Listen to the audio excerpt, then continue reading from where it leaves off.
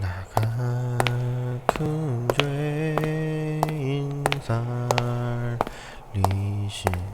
아야, 이게 뭐야?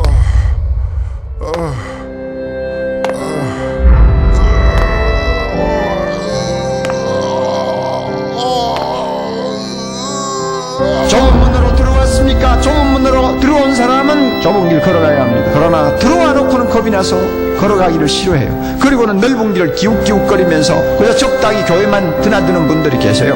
그 결과 반드시 영생을 얻을 수 있다고 아무도 장담할 수가 없습니다. 생명이 실제가 됐다면, 이 신앙이 실제가 됐다면, 이 복음의 진리가 실제가 됐다면, 천국이 실제가 됐다면 억지로 죽지 못해 하는, 그냥 어렵고 힘들고 쥐어짜듯이 하는 이런 신앙생활이란 존재할 수가 없다는 것입니다.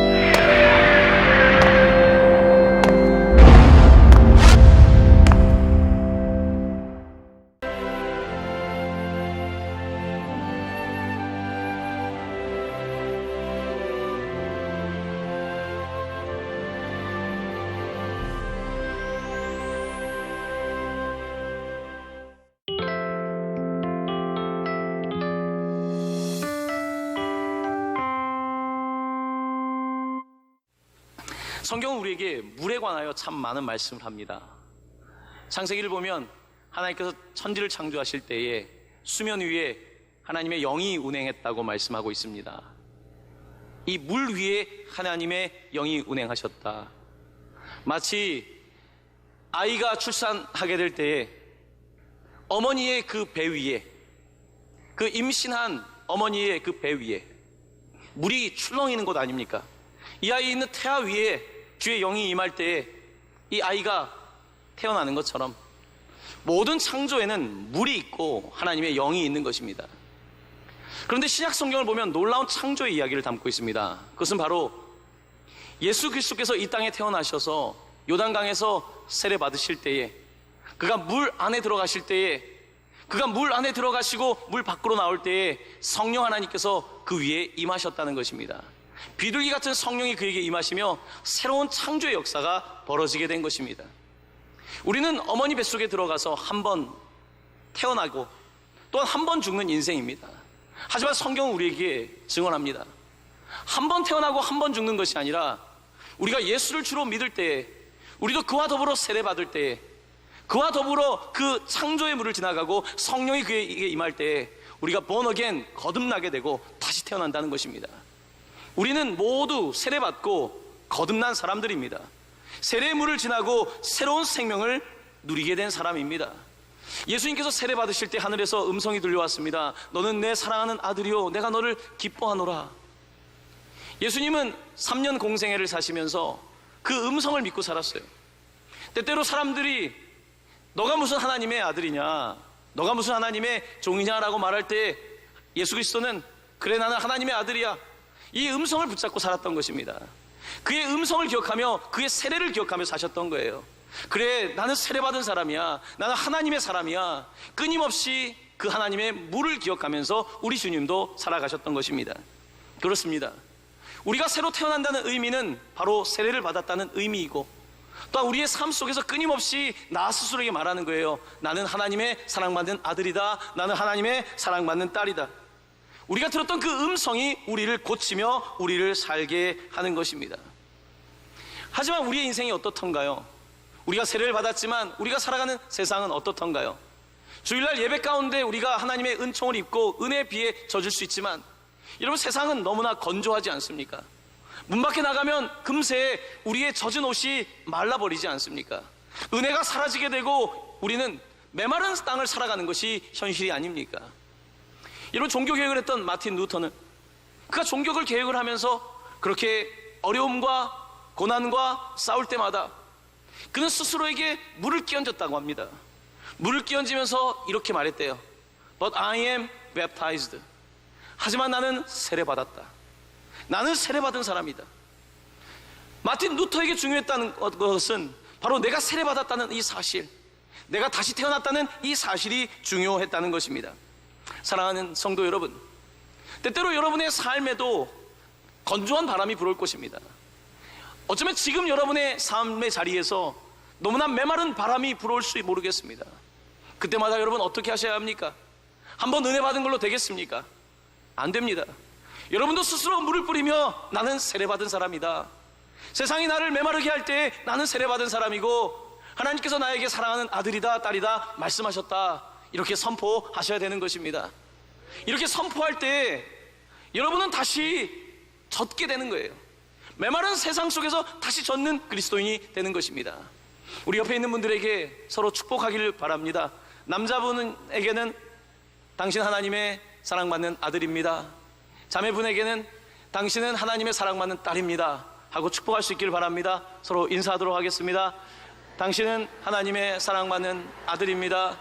당신은 하나님의 사랑받는 딸입니다. 당신 하나님께서 기뻐하는 자입니다. 좀 물도 끼얹어 드릴까요, 제가?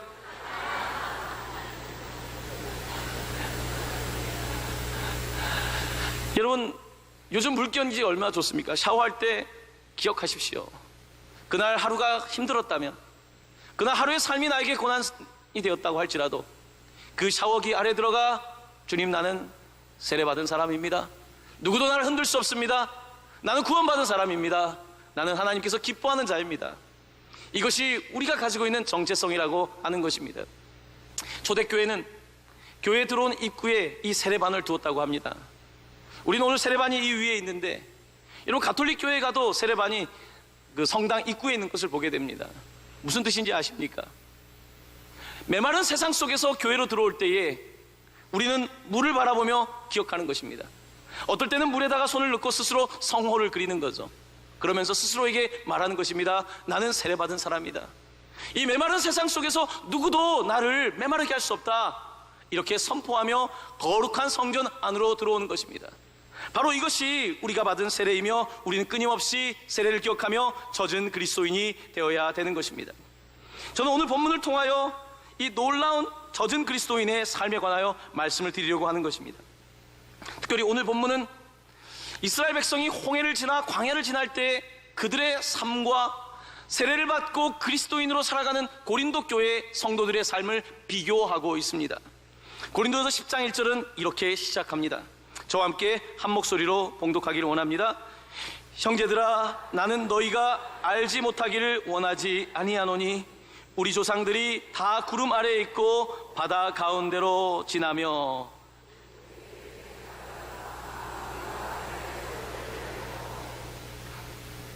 저보다 더 길게 읽으셨습니다. 네. 자, 오늘 본문은 우리에게 홍해 바다를 지날 때 이스라엘 사람들의 모습을 이렇게 설명합니다. 우리 조상들이 구름 아래에 있고 바다 가운데를 지나갔다는 것입니다. 여기서 구름 아래라고 하는 뜻은 하나님의 섭리를 말합니다. 여러분, 섭리라고 하는 말을 우리가 많이 사용하진 않죠. 하나님의 섭리라고 하는 말은 하나님께서 우리의 삶의 디렉션, 방향을 주시고 하나님께 방향을 주실 뿐만 아니라 우리의 삶을 케어하신다, 돌보신다라는 것이 바로 이 섭리라고 하는 뜻입니다. 구름 아래로 지나갔다는 것은 하나님이 방향을 보여주실 뿐만 아니라 구름처럼 우리를 품어주셨다는 뜻이고, 바다 가운데로 지나갔다는 것은, 바다라고 하는 것은 무질서의 상징입니다. 넘실거리는 이 파도는 무질서를 뜻하는 것입니다. 우리를 위협하는 이 무질서의 세상 속에서 우리가 구름 아래를 지나갔고 그 가운데 길을 내신 주의 길을 따라갔다는 것입니다. 바로 이 홍해를 지난 사건을 일컬어서 사도 바울은 우리의 세례와 비교하고 있는 것입니다. 우리가 세례를 받을 때 애굽에서 죽을 수밖에 없는 그 죄의 사슬의 애굽에서 이제 약속의 땅으로 나가게 되었는데 우리는 하나님의 인도하심 아래에 그 바다를 지나가게 되었다는 것입니다. 이 무질서의 세상 속에서 질서가 되시는 하나님의 길을 따라가게 되었다는 것입니다. 우리는 이 길을 낼 수 없지만, 우리는 마른 길을 낼 수 없지만 우리 주님께서 그 길을 가게 하셨다고, 바로 세례란 그 길을 지나가게 된 것이다, 죽음에서 구원에 이뤘다는 사실을 우리 가운데 표징으로 주는 것입니다. 그렇습니다. 우리는 모두 홍해바다를 지난 것처럼 세례받고 새로운 길을 지나가는 사람이 되었습니다. 얼마나 감사하고 고마운지 모릅니다.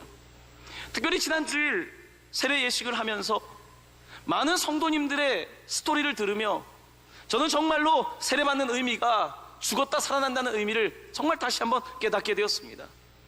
한 성도는 일주일 동안 아무것도 먹지 않고 마시지도 않고 죽기 위해서 버려져 있었습니다.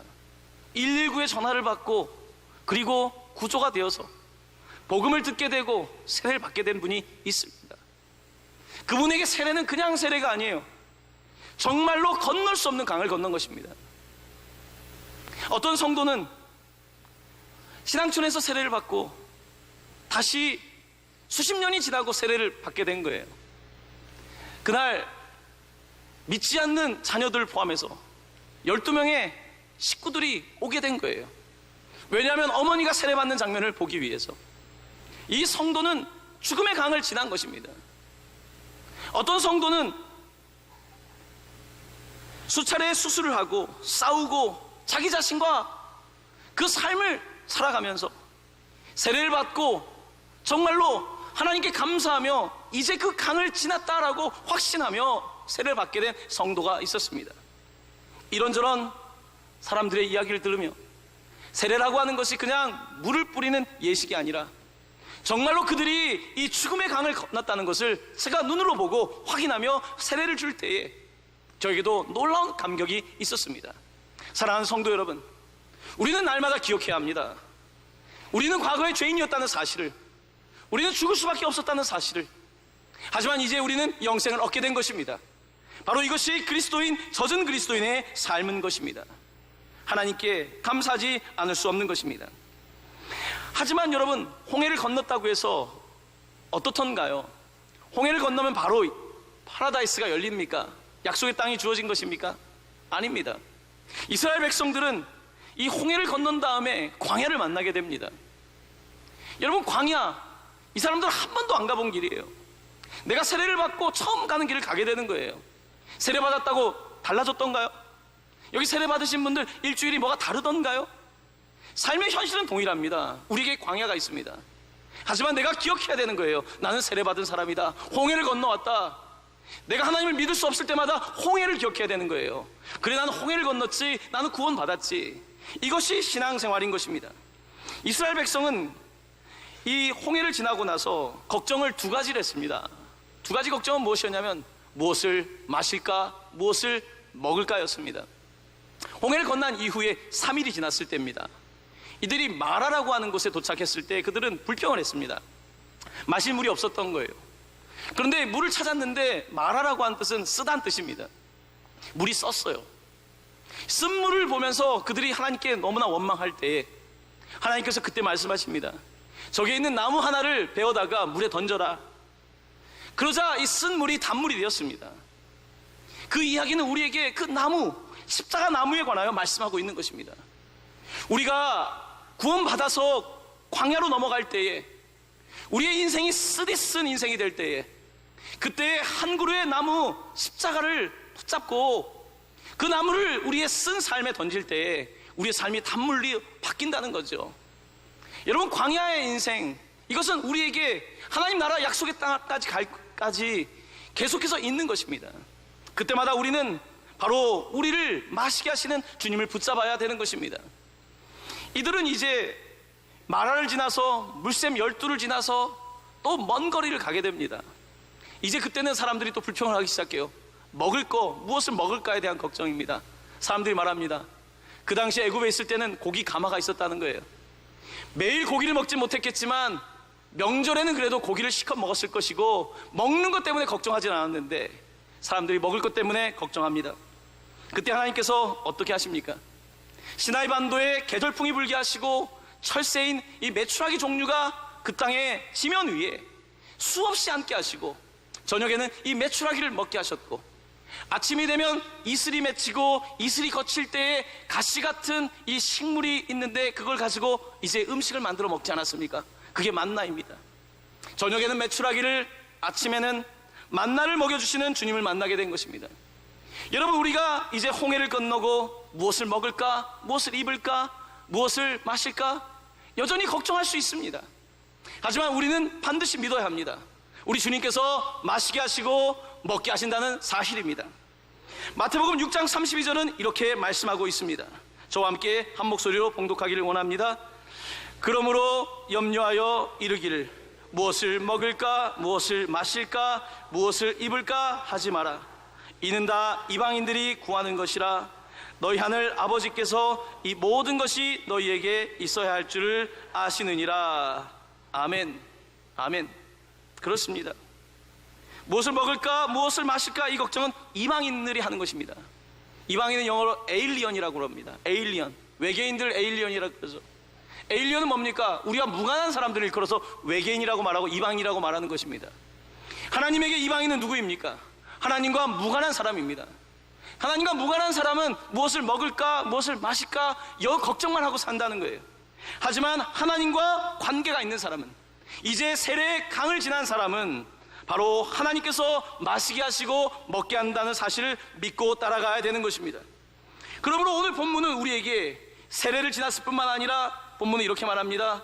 다 같이 신령한 음식을 먹었고 다 같은 신령한 음료를 마셨다고 말하고 있습니다. 자, 우리가 오른쪽에 세례단이 있습니다. 우리가 같은 물을 지났습니다. 이제 홍해를 지났다고 한다면 이제 우리에게는 광야의 삶이 있습니다. 그런데 광야의 삶을 지날 때마다 어떻게 해야 됩니까? 우리가 세례를 받았다는 사실을 기억해야 되고, 또한 우리의 삶 속에 주시는 떡과 잔을 받아야 되는 것입니다. 마치 이스라엘 백성이 주님께서 주시는 물을 받고 메추라기와 만나를 얻었던 것처럼 우리의 삶 속에 끊임없이 주님께서 주시는 신령한 떡과 신령한 잔을 받아야 되는 것입니다. 이렇게 우리가 살아갈 때에 약속의 땅을 향하여 끊임없이 방향을 놓치지 아니하며 하나님의 나라까지 갈 수 있게 되는 것입니다. 이것이 본문이 우리에게 말씀하고 있는 것입니다. 특별히 오늘 본문은 놀랍게도 하나님께서 물을 주시는데 신령한 반석으로부터 물을 준다고 4절에서 말씀하고 있습니다. 4절 말씀입니다. 이는 그들을 따르는 신령한 반석으로부터 마셨음에 그 반석은 곧 그리스도시라. 여러분, 반석이라는 이 단어는 출애굽기에 많이 등장합니다. 물을 주실 때 반석에서 물을 나게 하신다는 말씀을 합니다. 민수기 20장 8절입니다. 저와 함께 한 목소리로 봉독합니다. 그들의 목전에서 너희는 반석에게 명령하여 물을 내라 하나 내가 그 반석이 물을 내게 하여 회중과 그들의 짐승에게 마시게 할지니라. 아멘. 반석에게 명령한다는 말이 등장하고 있습니다. 여러분, 물을 내려면 왜 반석에게 명령합니까? 물이 나올 것 같은 땅을 파면 되죠. 왜 성경은 반석에서 물을 낸다는 말을 하고 있는 걸까요? 도대체 하나님께서 우리에게 무슨 말씀을 하고 계신 걸까요? 성경은 우리에게 하나님께서는 가장 할 수 없는 것 같은 상황 속에서 일하는 하나님인 것을 말씀하고 계신 것입니다. 우리가 흔히 생각하는 지점에서 물이 나는 것이 아니라 반석에 명령하여 물을 내라고 말씀하고 있는 것입니다. 그리스도인의 삶이란 내가 아는 지식과 경험만 가지고 그곳에 땅을 파는 것이 아니라 되지도 않을 것 같은 그 반석을 향하여 명령하는 것, 바로 이것이 그리스도인의 삶이라고 말씀하고 계신 것입니다. 특별히 오늘 본문은 이 반석이 곧 그리스도라고 말합니다. 반석이 갈라지며 그 틈새에서 물이 나오기 시작합니다. 콸콸콸콸 물이 나오기 시작합니다. 이 이야기는 무엇입니까? 예수 그리스도께서 자기 자신을 찢어서 반석에서 물이 나오는 것처럼 예수 그리스도께서 자기 자신을 내어줌으로 말미암아 그곳에서 우리를 구원하는 보혈에 놀라운 신령한 음료가 나오고 있음을, 또한 그가 자기 자신을 내어줌으로 말미암아 우리가 이 땅을 살아가면서 끊임없이 신령한 떡과 잔을 마실 수 있음을 말씀하고 있는 것입니다. 오늘 사도 바울은 고린도 교회를 향해서 사랑하는 성도 여러분, 우리 모두 홍해를 지난 것처럼 세례를 지난 사람들입니다. 우리는 오늘 이 자리에서도 또 주님께서 반석에서 나온 그 놀라운 신령한 음료와 떡을 우리 조상들이 먹었던 것처럼 우리도 먹고 마시고 있는 그리스도인들입니다. 오늘 바울은 고린도 교회에 이렇게 편지를 보내고 있는 것입니다. 사랑하는 성도 여러분, 우리의 인생은 마찬가지입니다. 우리는 끊임없이 주의 떡과 잔을 먹어야 되는 사람들입니다. 그렇지 않으면 금방 하나님을 잊어버리는 사람이기 때문입니다. 예배드리고 문 밖에 나가도 금방 하나님을 잊는 나약한 존재이기 때문입니다. 민수기를 보면 이들이 처음에는 믿음이 약했습니다. 불평하고 원망하는 사람들이었습니다. 그런데 그로부터 약 38년이 정도 지나고 이제 이들이 요단을 건널 때가 가까이 올 때에 그들이 브엘이라고 하는 곳에 도착했다고 민수기 21장은 말합니다. 이것은 우물이라고 하는 뜻인데, 이 부에 도착했을 때 이들 가운데 믿음의 모습이 등장하기 시작합니다. 예전에 그들은 물 주세요, 고기 주세요, 불평하는 사람들이었는데, 민수기 21장에 가면 그들은 물이 있기 전에 믿음으로 고백하고 노래하는 한 장면이 등장합니다. 민수기 21장 17절 말씀입니다. 저와 함께 한 목소리로 봉독하기를 원합니다. 그때 이스라엘이 노래하여 이르되 우물물아 솟아나라, 너희는 그것을 노래하라. 아멘. 우물물아 솟아나라, 너희는 그것을 노래하라. 믿음이 없던 세대가 이제는 믿음을 갖게 되었고, 우물들아 솟아나라, 우물물아 솟아나라 외치고 있는 장면을 보게 되는 것입니다. 사랑하는 성도 여러분, 우리가 뻔히 아는 곳에 땅을 파는 것이, 이것도 우리가 할 수 있는 일이겠지만, 때때로 우리의 삶이 메마른 땅을 지날 때에, 우리의 지식으로 무엇도 구할 수 없을 때, 우리의 경험과 능력으로 무엇도 구할 수 없을 때에 우리는 어찌 해야 되겠습니까? 오늘 본문은 우리에게 말씀하고 있습니다. 우물물아 솟아나라. 믿음으로 선포하라는 것입니다. 우물물아 솟아나라. 우물물아 솟아나라고 할 때에 반석에서 우물이 나온다는 것입니다. 바로 이것이 하나님의 약속입니다. 요한복음 7장 38절에서 우리 주님은 이렇게 말씀하십니다. 나를 믿는 자는 성경의 이름과 같이 그 배에서 생수의 강이 흘러나오리라. 생수의 강이 우리의 배에서 흘러나온다고 말씀하고 있습니다. 우리의 메마른 영혼 속에, 도무지 아무것도 나올 수 없는 그 반석 같은 우리의 광야 삶 속에 바로 생수의 강이 흘러나온다고 말씀하고 있는 것입니다. 사랑하는 성도 여러분, 한번 저를 따라해 보시기를 바랍니다. 우물물아 솟아나라. 여러분의 어떤 자리에 있는지 잠시 생각해 보십시오. 지금 내가 무엇을 선포해야 되는가? 여러분의 삶이 굉장히 메마르고 드라이하고 그렇습니까? 자, 이 시간 믿음으로 저를 다시 한번 따라해 볼 수 있길 바랍니다. 우물물아 솟아나라. 우물물아 솟아나라. 아멘. 여러분, 믿음은 선포입니다. 우물 있어서가 아니라 우물물아 솟아나라고 선포하는 것, 이것이 믿음인 것입니다. 이 시대는 하나님의 은총의 비가 필요합니다. 하나님의 은총의 비가 아니면 이 세상은 더욱더 황폐해질 수밖에 없는 현실 아니겠습니까? 우리는 wet 크리스찬, 젖은 그리스도인입니다. 영어 단어 가운데 wet nurse라고 하는 말이 있습니다. 젖은 간호사라는 말입니다. 젖은 간호사가 도대체 뭘까? 여러분, 20세기 들어서 분유가 개발되기 전에 젖을 먹여야 되는데 젖을 구할 수 없는 아이들이 병원에 많이 있었습니다. 엄마가 질병 때문이든 젖이 나오지 않던 어떤 이유 때문에 젖을 먹지 못한 아이들, 이 아이들을 먹였던 간호사들을 일컬어서 wet nurse라고 합니다. 젖은, 이 아이들을 먹이는, 젖게 하는 간호사라는 뜻입니다. 사랑하는 성도 여러분, 사람들이 목이 마르다면 우리가 물을 주면 됩니다. 사람들이 배가 고프다면 우리가 먹을 것을 주면 됩니다. 사람들이 젖이 없다면 우리가 그리스도의 신령한 주스를 주는 wet nurse, 그런 간호사가 되면 되는 것입니다. 우리가 그리스도인이 된다는 것은 그저 내가 은혜의 담비 가운데 젖는 것뿐만 아니라 메말라버린 옆에 있는 이 사람을 주께로 인도하는 것, 바로 이것이 우리의 삶의 목적이며 본분인 것입니다. 하나님께서는 우리에게 너무나 많은 은혜를 주셨습니다. 40년 동안 말로 할 수 없는 은혜를 주셨습니다. 그 은혜의 담비가 우리를 지금까지 젖게 하셨습니다. 하지만 이제는 우리가 주님을 시원하게 하는 그런 사람이 되어야 되는 때가 아니겠습니까? 잠언서 25장 13절은 우리에게 이렇게 말씀합니다.